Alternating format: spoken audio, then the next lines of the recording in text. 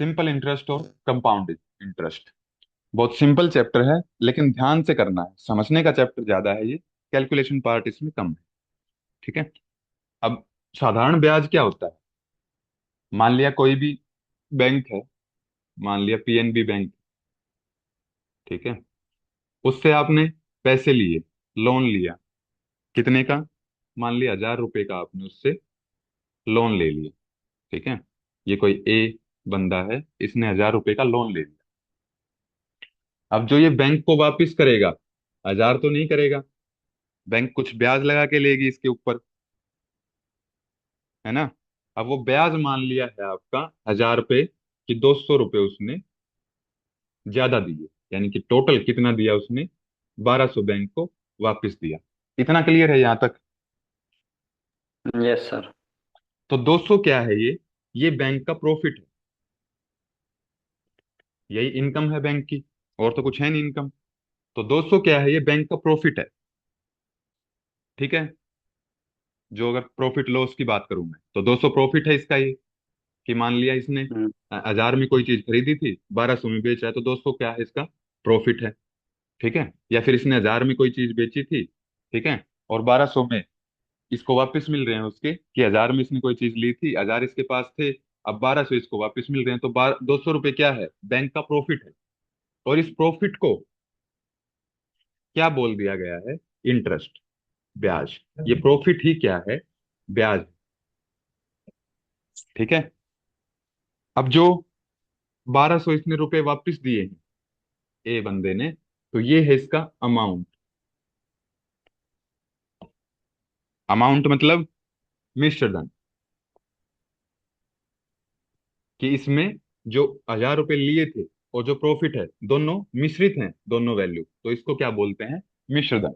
कि दोनों चीजें जब ब्याज, जो आपका प्रिंसिपल मूलधन है, मूलधन में जब ब्याज जुड़ जाता है तो मिश्र धन बन जाता है। ठीक है। तो यह आपका अमाउंट हो गया। अब 1,000 रुपये क्या है? ये मूलधन है, यानी कि प्रिंसिपल अमाउंट।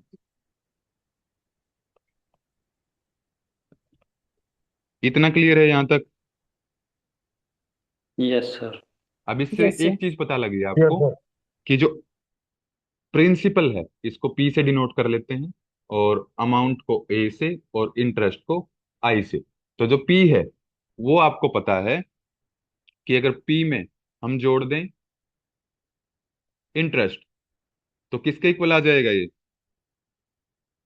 विश्वधन। अमाउंट के। मिश्र धन के ए के इक्वल आ जाएगा। तो एक फॉर्मूला आपको ये याद रखना है इसमें, कि प्रिंसिपल प्लस में interest is equal to amount, यानी कि मूलधन जमा में ब्याज इज इक्वल टू मिश्र धन। ठीक है। और अगर यहां से निकालना हो इंटरेस्ट, तो इंटरेस्ट कैसे निकल जाएगा? A minus P. Amount minus. Amount में से अगर मूलधन, जो मिश्र धन है उसमें से मूलधन माइनस कर देंगे, तो ये क्या आ जाएगा? ब्याज आ जाएगा आपका। इंटरेस्ट। ठीक है। अब जो ब्याज बताए गए हैं, ये दो टाइप के।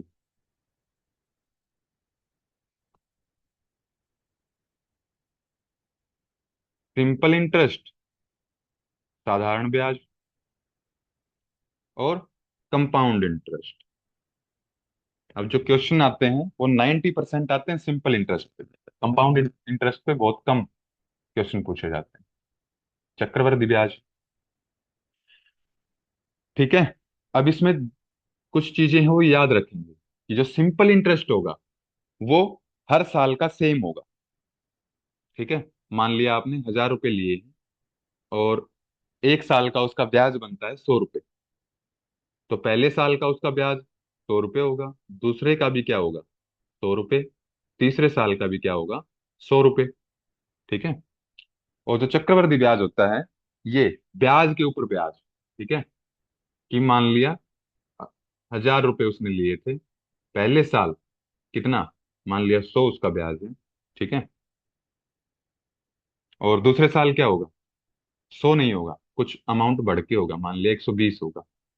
थर्ड ईयर में इससे ज्यादा 150 होगा, मान हर साल बढ़ेगा, ये ब्याज के ऊपर ब्याज लगेगा। ठीक है। तो एक ये चीज है। इसमें अब दो तीन चीजें लिख लेंगे, कि सिंपल इंटरेस्ट, ठीक है, सेम ऑन एवरी ईयर। बहुत इंपॉर्टेंट चीज है ये। अगर ये समझ लिया तो पूरा चैप्टर समझ में आ जाएगा। इसमें डाउट रह गया तो फिर चैप्टर में कुछ भी समझ नहीं आया। कि जो साधारण ब्याज है हर वर्ष का समान। अब जो बैंक जो पैसे देता है, लोन देता है, अब बताओ साधारण ब्याज पे देता है वो कंपाउंड ब्याज पे? कंपाउंड पे देता है सर। कंपाउंड पे। साधारण पे कहीं भी कोई पैसा नहीं मिलता है। ठीक है। तो यानी कि, और इसमें एक चीज और देखी आपने, कि जो पहले साल का सिंपल इंटरेस्ट है और जो पहले साल का कंपाउंड इंटरेस्ट है, ये दोनों बराबर होते हैं पहले साल का बस। उसके बाद ये चेंज होना शुरू शुरू हो जाएंगे। अगर रेट ऑफ इंटरेस्ट सेम है तो पहले साल का सिंपल इंटरेस्ट और पहले साल का कंपाउंड इंटरेस्ट बराबर होंगे। ठीक है। और कंपाउंड इंटरेस्ट में आपने देखा कि पिछले वर्ष की तुलना में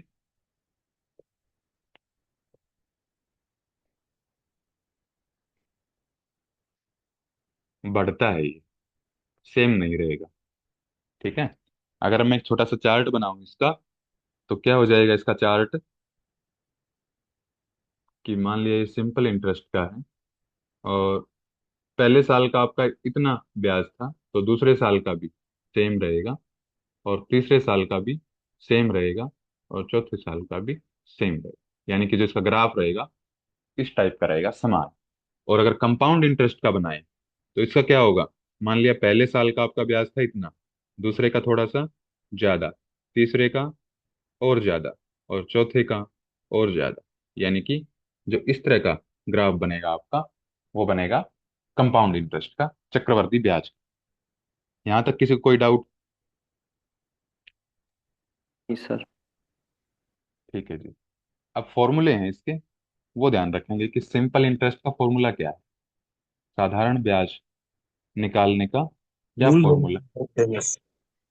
हाँ जी। तो principal into rate into time divide by 100। ठीक है। जिसमें से पी क्या है, पी आपको पता है प्रिंसिपल है, यानी कि मूलधन है। आर आपका रेट ऑफ इंटरेस्ट, ब्याज की दर। और टी है आपका समय, टाइम। टाइम। ठीक है। तो ये है आपका सिंपल इंटरेस्ट का फॉर्मूला। और एक फॉर्मूला हमने पीछे देख लिया, वो यहाँ लिख लेंगे दोबारा, कि प्रिंसिपल अगर मैं इंटरेस्ट जोड़ दें तो क्या आएगा, अमाउंट। और ये इंटरेस्ट भी कौन सा है, ये सिंपल इंटरेस्ट है, क्योंकि चक्रवृद्धि ब्याज बढ़ेगा, तो उससे हर बार हम अमाउंट नहीं निकाल सकते। ये चक्रवृद्धि ब्याज में पहले साल में लग सकता है फॉर्मूला। ठीक है। फिर अमाउंट का फॉर्मूला, अमाउंट का आपका फॉर्मूला है प्रिंसिपल ब्रैकेट में 1 प्लस में आर बाय 100 इसकी पावर एन। ठीक है। ए क्या है, amount. P principal, R rate of interest, और एन है आपका टाइम, कि कितने समय के लिए लोन लिया गया। ठीक है। इतना क्लियर है? जी सर। ठीक है। अब एक छोटा सा चीज और है, उसको समझने की बजाय याद करने की कोशिश करेंगे, समझ में आ जाए तो और अच्छी बात। कि difference between simple interest and compounded interest.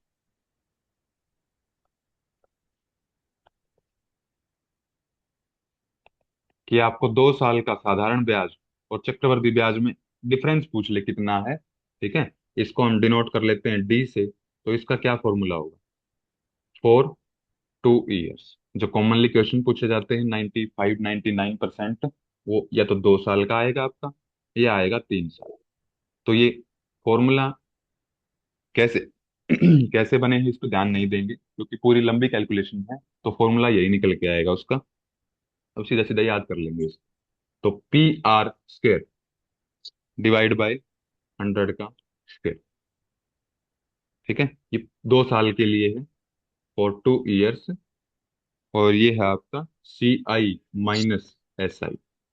ठीक है, अगर 2 साल का अंतर पूछ लेते हैं। और अगर 3 साल का आपका अंतर पूछ लें तो ये हो जाएगा PR² अपॉन में 100 का स्क्वायर, ब्रैकेट में 300 प्लस में R, और डिवाइड में 100। ये 3 साल के लिए CI - SI का फॉर्मूला।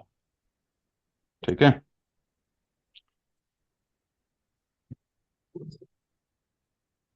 अब एक क्वेश्चन कर लेते हैं, धीरे धीरे सारी चीजें क्लियर हो जाएंगी।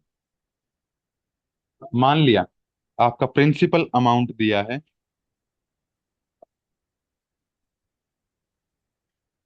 अगर इससे पहले थोड़ा सा और समझना चाहो तो कंपाउंड इंटरेस्ट क्या है, सिंपल इंटरेस्ट समझो पहले। कि मान लिया आपका जो ये था, मूलधन था, ये कितना माना है आपने,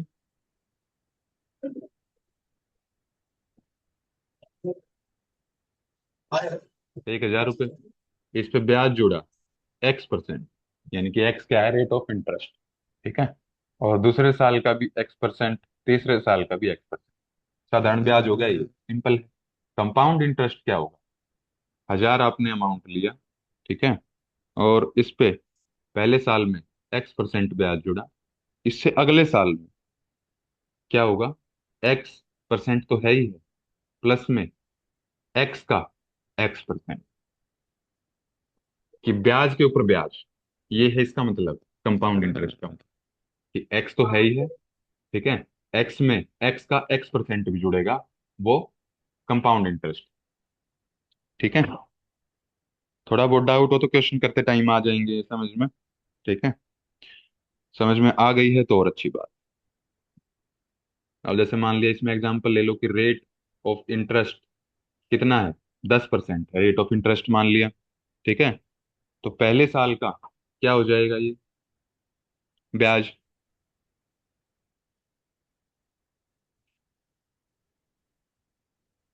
पहले साल का क्या हो जाएगा, कंपाउंड इंटरेस्ट 10% ही होगा ना।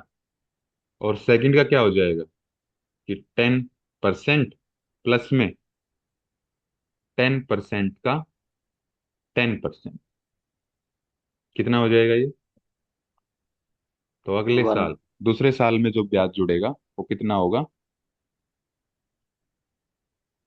11%। 11। हाँ, 10 प्लस में एक और 10 भी तो लिखना है सर ये इसमें। कौन से फॉर्मूले से निकाला सेकंड वाला? सेकंड वाला वही तो बताया। देखिए, चक्रवृद्धि ब्याज क्या होता है, ब्याज के ऊपर ब्याज। जो आपकी रेट ऑफ इंटरेस्ट है 10% फिक्स रही, ठीक है, दूसरे साल का 10% और जुड़ गया, ठीक है, और इस 10% का दोबारा से 10% और जुड़ेगा, क्योंकि इस ब्याज, ये जो ब्याज की दर है इसके ऊपर भी ब्याज लगेगा। यही है चक्रवृद्धि ब्याज। ठीक है, हाँ जी। 10% आपका फर्स्ट का है, ये वाला आपका सेकंड का है पूरा, कि 10 तो था ही, इसके ऊपर और ब्याज जुड़ेगा, तो ये आपका पूरा सेकंड का है। अगर अकेले सेकंड का पूछे तो आपका आ जाएगा 11%। और अगर पूरा पूछे कि सेकंड 2 साल तक कितना जुड़ा, तो ये हो जाएगा आपका 10 प्लस में 11, 21%। ठीक है, यानी कि 2 साल का उसका सर इसमें टोटल ब्याज हो जाएगा ये 21%। और अगर मूलधन दो, इसमें जुड़ेगा ना सर जैसे? हाँ हाँ, मूलधन तो जुड़ेगा, रेट ऑफ हाँ। इंटरेस्ट का बता रहा हूँ फिलहाल। ठीक है। मूलधन के ऊपर ही ब्याज लगता है, और मूलधन हमेशा समान रहेगा, वो चेंज नहीं होता है मूलधन। ठीक है, तो एक एग्जांपल ले लो, मान लिया प्रिंसिपल दे दिया आपको, मूलधन दे दिया 10,000 रुपये। ठीक है, 10,000, रेट दे दिया, ब्याज की दर दे दी है आपको 10%, टाइम दे दिया आपको 2 साल। तो इसने पूछ लिया सिंपल इंटरेस्ट निकालो कितना होगा। सिंपल इंटरेस्ट का क्या फॉर्मूला बताया था अभी आपको, P R PRT T by 100। P R T by 100। तो पी आ जाएगा आपका 10,000, 10। रेट आ 10 जाएगा आपका 10, और टाइम आ जाएगा 2। ठीक है, ये बाई 100। रेट परसेंट में ही लिखा हुआ है, R%, या नीचे 100 मत लगा देना इसमें कि 10% लिखा होता, 10/100, ये परसेंट में ही लिखा हुआ है इस फॉर्मूले में। तो बस 10 जितना ब्याज दर है वही बस लिखा जाएगा, परसेंटेज के नाम का 100 नहीं लगेगा। और डिवाइड बाय 100, तो 2 जीरो से 2 जीरो कट गई आपकी, और कितना आया ये? 2000। 2000। तो सिंपल इंटरेस्ट आ गया आपका 2000। ये कब आया है? 2 साल के लिए, यानी कि 2 साल का टोटल उसका जो सिंपल इंटरेस्ट बनेगा 10,000 के ऊपर, वो 2,000 रुपये बनेगा। कि मान लो अब 2,000 उसको तो अमाउंट कितना पे करना पड़ेगा उसको, अगर अमाउंट निकाले यहाँ से कि 2 साल तक उसने ब्याज लिया था, 10,000 रुपये ब्याज पे लिए थे, तो दो 2 साल के बाद उसको कितने रुपए वापस करने पड़ेंगे? 12,000। 12,000। 12,000। प्रिंसिपल प्लस में सिंपल इंटरेस्ट, तो ये आ जाएगा आपका 10,000 प्लस में 2,000, 12,000। ठीक है, इसमें तो कोई कंफ्यूजन नहीं है ना? नहीं सर। ठीक है। नो सर, क्लियर है। और अगर दूसरा इसने पूछा कंपाउंड इंटरेस्ट का, चक्रवृद्धि ब्याज, तो ये कैसे निकाल लेंगे? अब 2 साल का आपको पता है कितना आएगा? 21। 21। 2 साल का आपका टोटल ब्याज बनता है 21%। तो यानी कि प्रिंसिपल आपका सेम रहेगा 10,000, और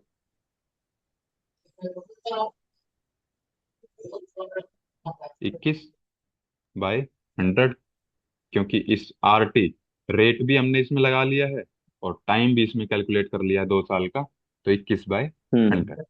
ठीक है, तो 2 जीरो से 2 जीरो कट गई आपकी, ये कितना बना आपका? 2,100 रुपये, 2100। क्योंकि ब्याज के ऊपर ब्याज जुड़ गया है। ठीक है। और अगर चक्रवृद्धि ब्याज, पर हाँ जी, ये चक्रवृद्धि ब्याज मतलब अगर निकाला है तो मतलब अगर ये निकालना हो तो सिंपल इंटरेस्ट पहले निकाल के फिर भी उसमें जोड़ सकते हैं, सिंपल इंटरेस्ट में कैसे? है सिंपल ना? इंटरेस्ट अलग चीज है।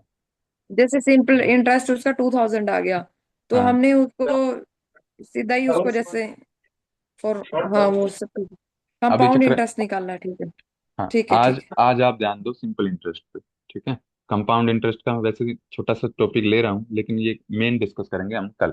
ठीक है। हाँ, अभी इसको समझने लगोगे सिंपल इंटरेस्ट उड़ जाएगा दिमाग से। ठीक है, तो अभी इसमें सिंपल इंटरेस्ट में बताओ कोई डाउट है? अगर कंपाउंड इंटरेस्ट में डाउट आ रहा है तो इसको थोड़ा सा होल्ड रखो अपना, पहले सिंपल इंटरेस्ट के ऊपर कमांड बना लो, कंपाउंड इंटरेस्ट आ जाएगा। सिंपल में नो डाउट। सिंपल में नो डाउट। ठीक है, क्लियर है सर।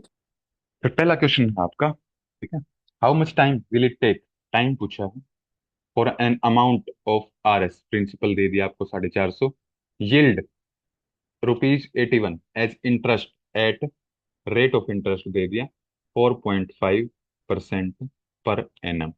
ठीक है, पर एनम का मतलब है 1 साल के लिए। ठीक है, इसमें अगर पर हाफ ईयरली मिले तो यानी कि 6 महीने के लिए ब्याज हो। ठीक है, तो ये स्टेटमेंट रह गई है बतानी। पर क्वार्टरली पूछे तो इसका क्या मतलब है? 3 महीने के लिए ब्याज।